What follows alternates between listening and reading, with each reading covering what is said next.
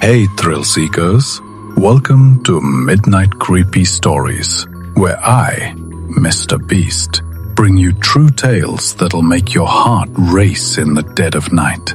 This channel is for those who crave the mysteries hidden in the shadows and the chills of the unknown. Tonight, we're diving into a terrifying Halloween story from 2024 in Blackwood, Oregon. A night that started with festive fun, but turned into a nightmare of eerie figures, strange gifts, and a chase that still haunts me. If you love it, hit that like button, subscribe, and drop a comment. Ready? Let's step into the dark. Turn off the lights, lock the doors, because we're going back to the night of October 31st, 2024, when the streets of Blackwood, Oregon, transformed from a festive celebration into a chilling nightmare.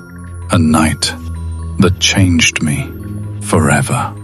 This happened last Halloween in 2024. My name's MrBeast, and I'm 24 years old. I live in a small town called Blackwood, just outside of Portland, Oregon, where Halloween is a big deal. Every year our neighborhood throws a huge festival. Kids go trick-or-treating, houses are decked out with jack-o'-lanterns and spooky lights, and people go all out with costumes. I work as a local event planner, so I'm always knee-deep in organizing stuff like this. This time I'd helped set up a haunted house at the community center, and it was a hit with both kids and adults. But when the festival ended that night, something happened that I'll never forget. Something that still makes my skin crawl. The festival wrapped up around 9 p.m. I was exhausted after a long day of managing the haunted house, handing out candy, and making sure everything ran smoothly. I packed up my stuff and decided to head home with two friends, Sarah, 22, and Jake, 23. We figured we'd take a shortcut through the older part of town, a quiet area with crumbling Victorian houses and narrow, tree-lined streets. It's usually pretty empty at night, but on Halloween, a few kids were still out collecting candy. We were walking along, laughing. Sarah was showing us photos from the festival on her phone, and Jake was joking about how he jumped during the haunted house. Then, out of nowhere, I heard a sound, like metal scraping against the pavement, sharp and unsettling. I stopped and looked around. At the corner of an old house with no porch light, a tall figure stood in the shadows. He was wearing a black coat with a hood pulled low, his face completely hidden in darkness. Something glinted in his hand, maybe a knife or some kind of metal object. I whispered to Sarah and Jake, "Don't look, but there's a guy over there who looks weird. Keep walking." Sarah glanced over, her eyes widening. Jake chuckled. "Dude, it's probably just some Halloween prank. Maybe he's one of the haunted house actors." But I wasn't so sure. My heart was pounding. We picked up our pace, but the guy started following us, his heavy footsteps echoing. Thud, thud, thud, like he was deliberately trying to freak us out. I slipped my hand into my backpack, where I always keep a small pocket knife. Blackwood's not the safest place to walk alone at night, so I stay prepared. I told Sarah and Jake, "Hold up a second." I turned around and shouted, "Who are you? And why are you following us?" He stopped.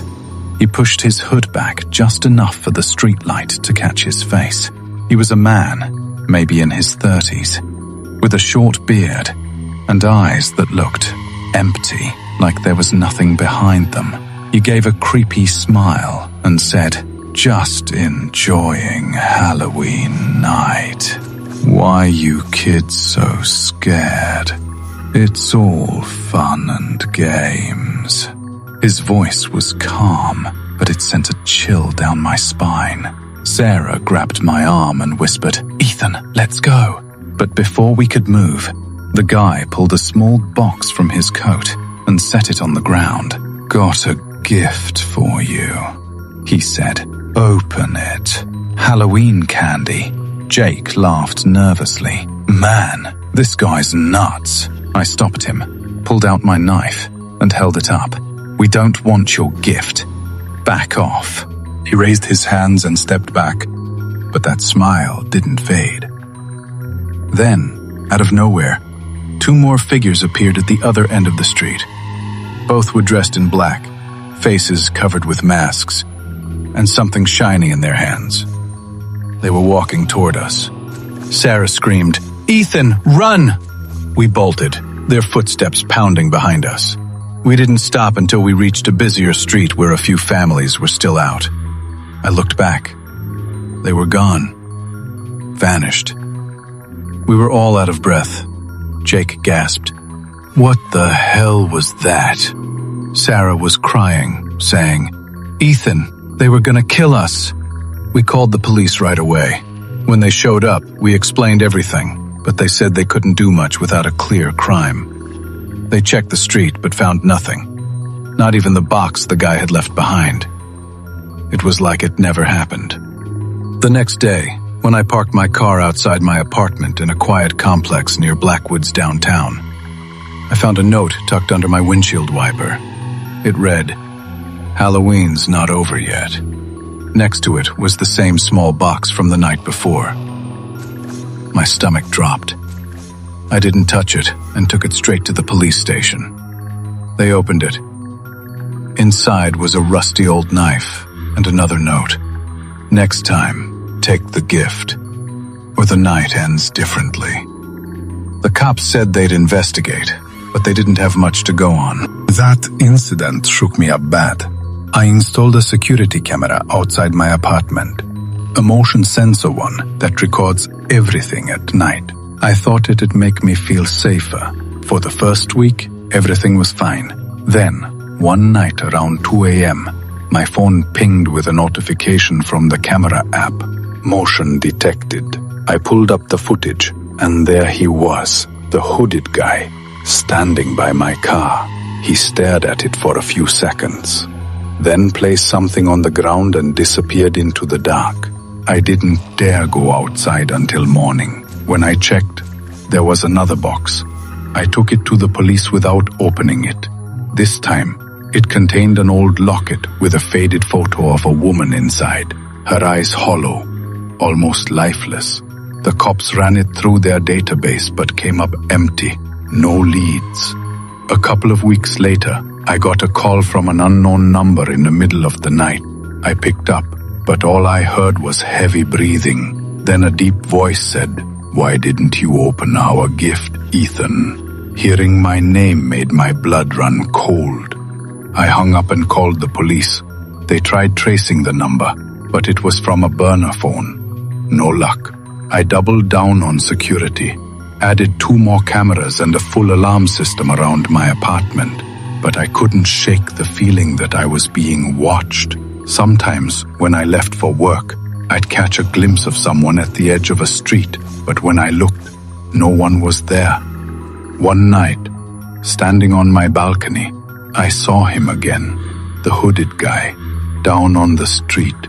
He looked up, and his eyes glinted in the streetlight like an animal's. I froze, unable to move until he turned and walked away. I couldn't let it go. I went back to that old neighborhood where it all started. The house where we first saw the guy was boarded up, abandoned for years. A neighbor told me it used to be a hangout for some shady local group, maybe a gang, maybe something worse. I passed the info to the police, and they said they'd keep an eye on the place, but I wasn't done. One night, I checked my camera footage and saw something that made my heart stop. The hooded guy was back, but this time, a woman was with him. Her face matched the photo in the locket, pale, with those same hollow eyes.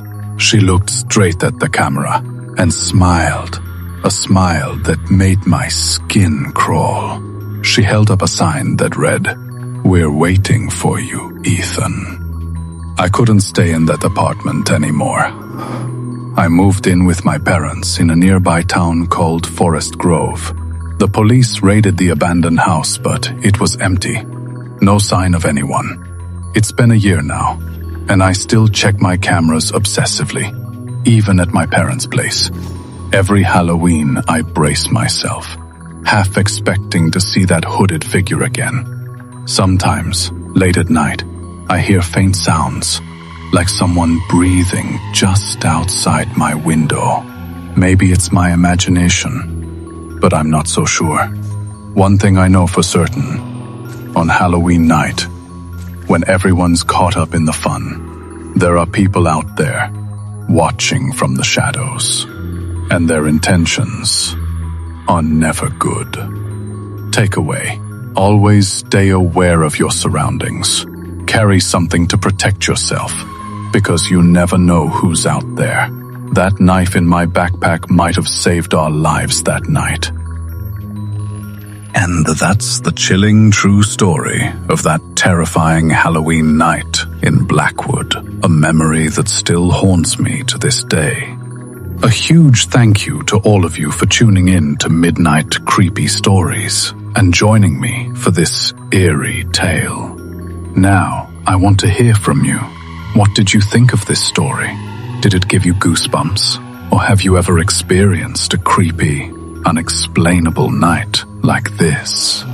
Drop your thoughts and your own stories in the comments below. If you love these true, spine-chilling tales, make sure to like, subscribe, and hit that bell icon so you don't miss a single story.